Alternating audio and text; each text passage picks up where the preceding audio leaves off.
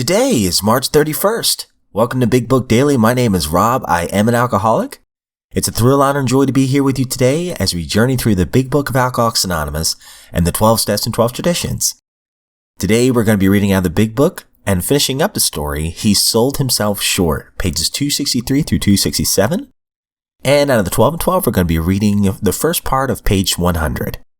Hope y'all are doing well this morning. I've got my Baby Yoda / Grogu cup of coffee here, and hey, we got a brand new setup, 24 hours. Life is good. So let's get to the good stuff. So I apologize. I said 263, but we actually left off yesterday on page 264. And I really like what our friend here had to say about sobriety. He says in the last paragraph, if I do not put my sobriety or my program above everything else, if I did not maintain my sobriety, I would lose my family anyway. If I did not maintain my sobriety, I would not have a job.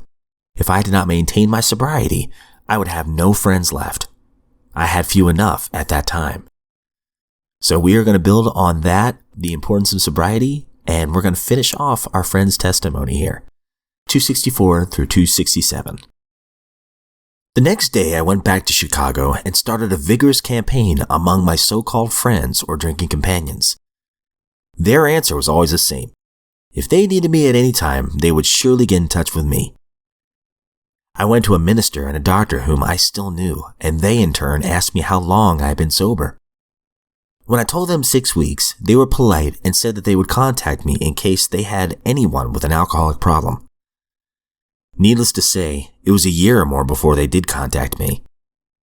On my trips back to Akron to get my spirits recharged and to work with other alcoholics, I would ask Dr. Bob about this delay and wonder just what was wrong with me.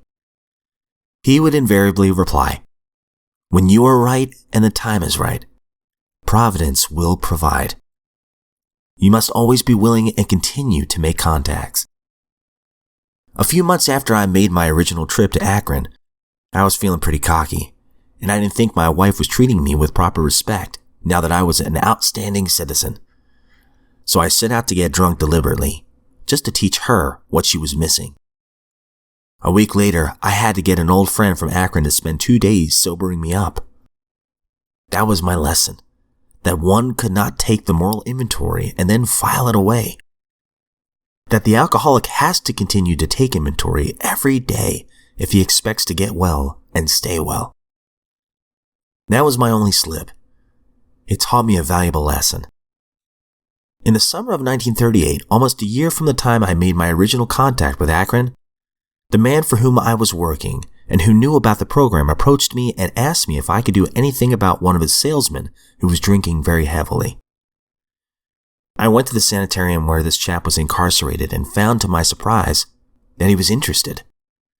He'd been wanting to do something about his drinking for a long time, but he didn't know how. I spent several days with him, but I did not feel adequate to pass the program on to him by myself. So I suggested that he take a trip to Akron for a couple weeks, which he did, living with one of the AA families there. When he returned, we had practically daily meetings from that time on. A few months later, one of the men who had been in touch with the group in Akron came to Chicago to live, and then there were 3 of us who continued to have informal meetings quite regularly.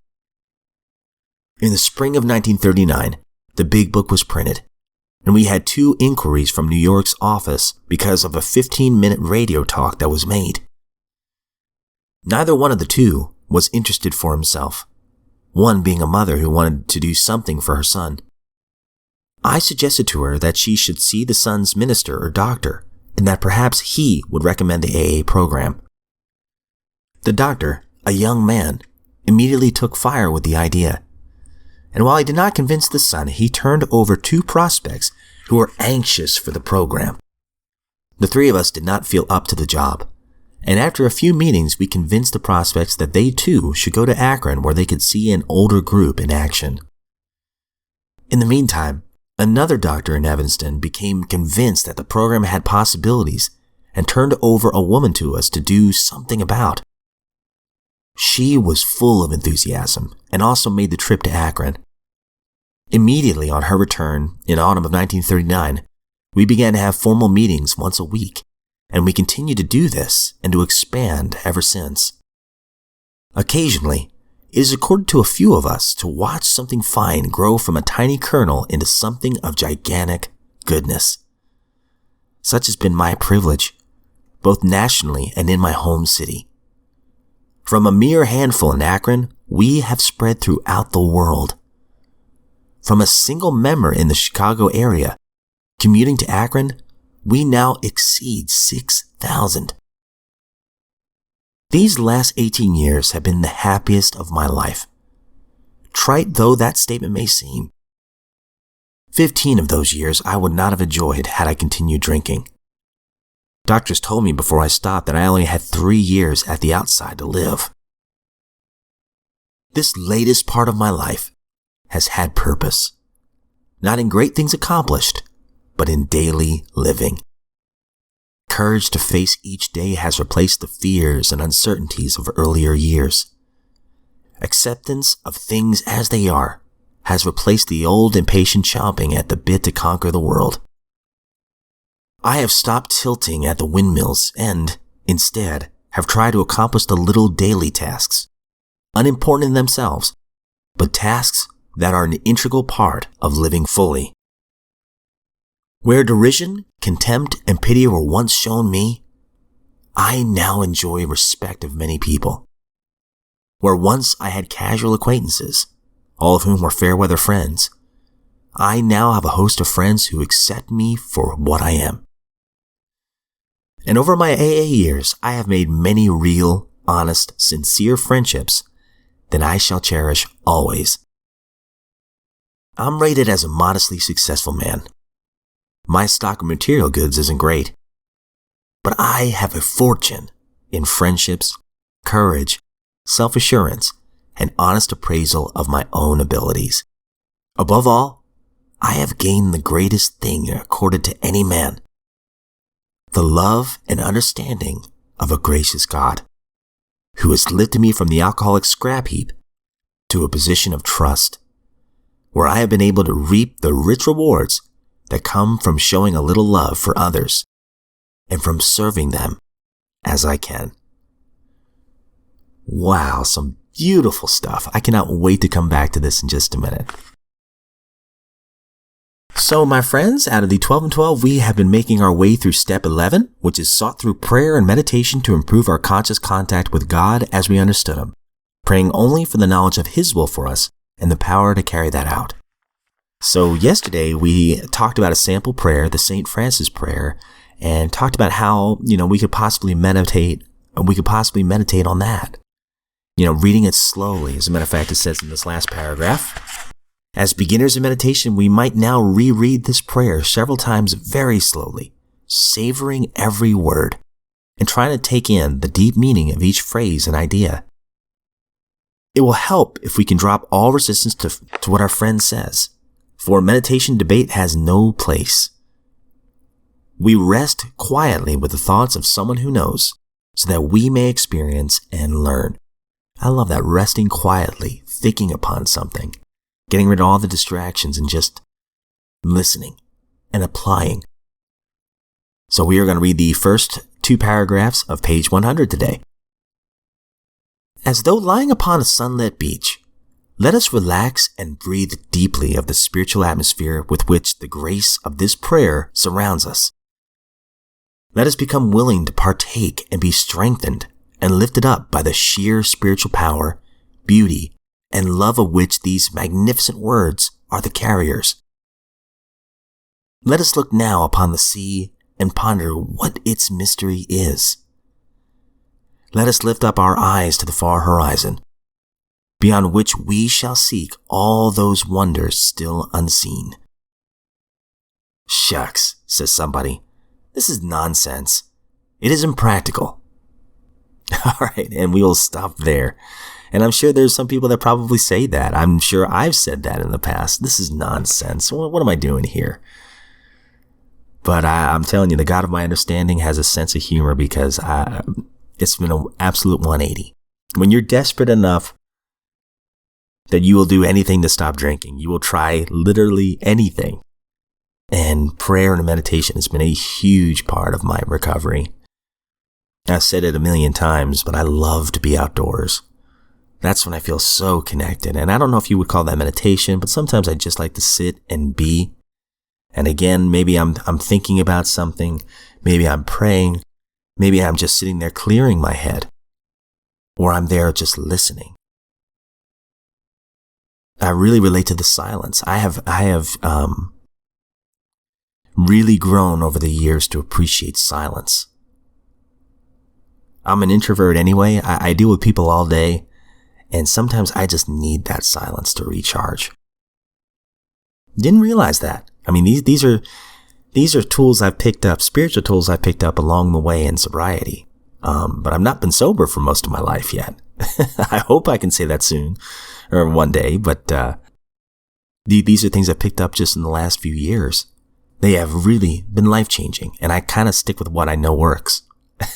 So, we'll be building on this idea a little bit more, but some great metaphors used in that last paragraph, just talking about the horizon and being willing to partake and be strengthened and lifted up by the sheer spiritual power, beauty, and love of which these magnificent words are the carriers.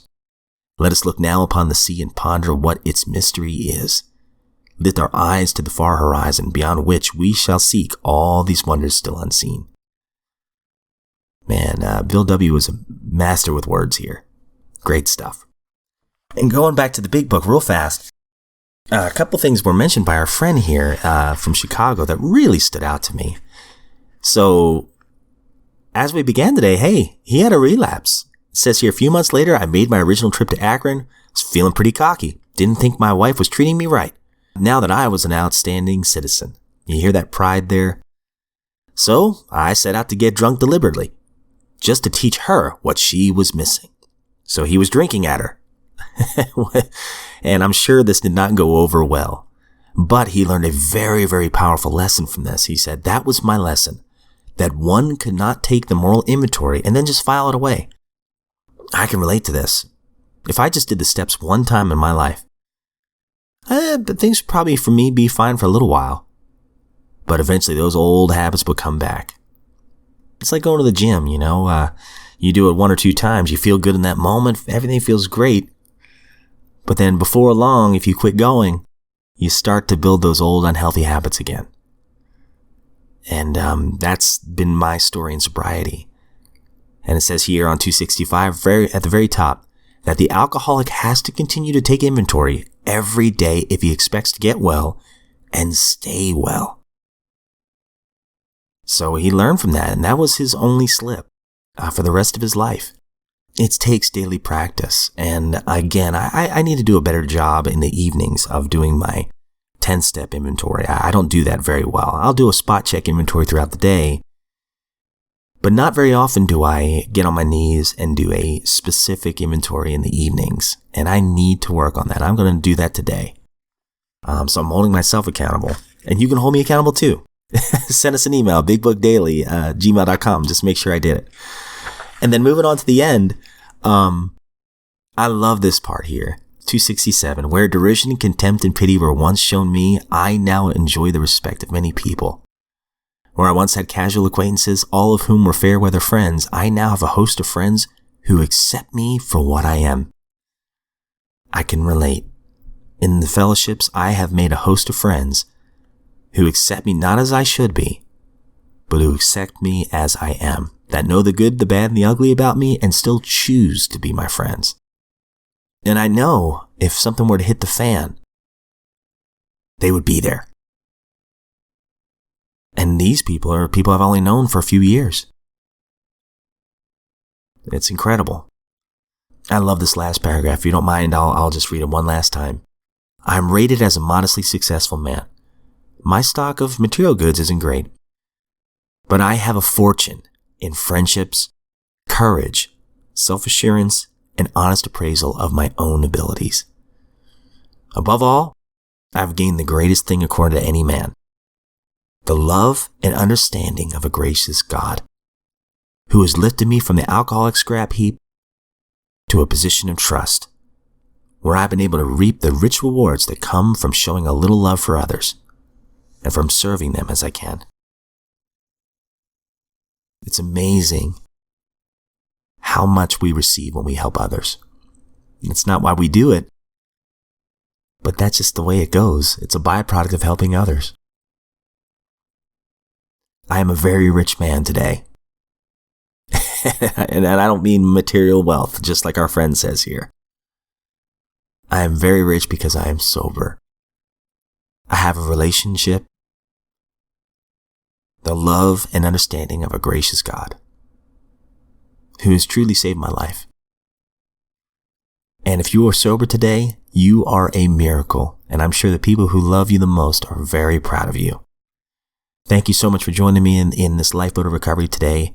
And I sincerely look forward to seeing you back here tomorrow.